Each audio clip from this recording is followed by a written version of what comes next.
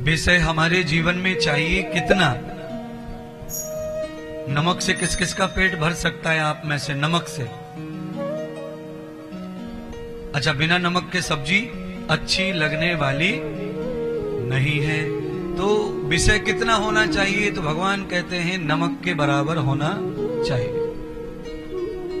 सब्जी भाजी, आटा रोटी, ये पेट भरने के लिए है, और उसमें नमक स्वाद पैदा करने के लिए है।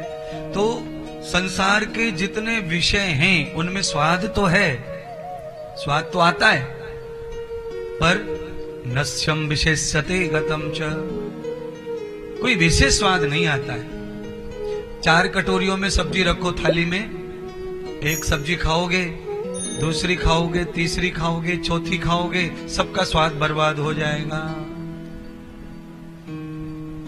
अगर एक ही कटोरी है सब्जी की तो कुछ आएगा भी, टिकेगा भी थोड़ी देर, पर एक टुका दाल में, एक बैंगन आलू में, एक लौकी में, एक परवल में, एक पनीर में, तो जीव को ही नहीं पता, बेचारी वही पागल हुई रखी है, भ्रम में पड़ गई है कि किसकी धन्यवाद करूं, मैं किसकी प्रशंसा करूं, परवल की करूं कि इसकी करूं। और आप जानते ही होंगे, जीव के अंदर कंठ है, अन्न की नली है, उस नली में जैसे ही साग भाजी रोटी कुचल के दाढ़ों से जाता है, उसका पूरा स्वाद खत्म हो जाता है। अब बोलो, स्वाद केवल जीवा जीवा पर है, जीव से अंदर थोड़ा भी गया स्वाद जीरो।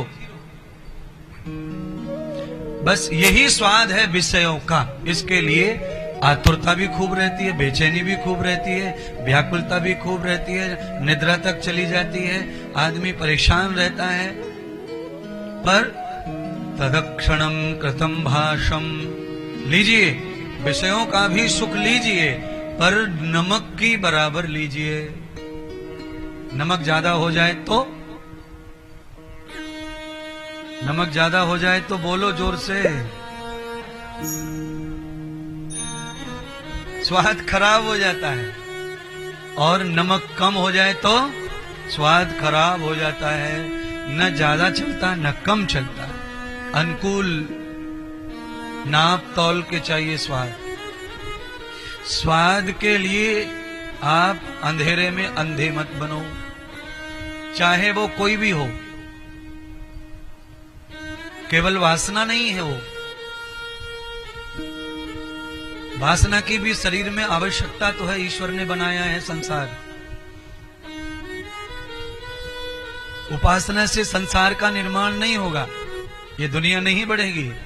केवल उपासना के साथ वासना है तो आप फिर विषय में न फंसेंगे, न बिटेंगे, न बर्बाद होंगे।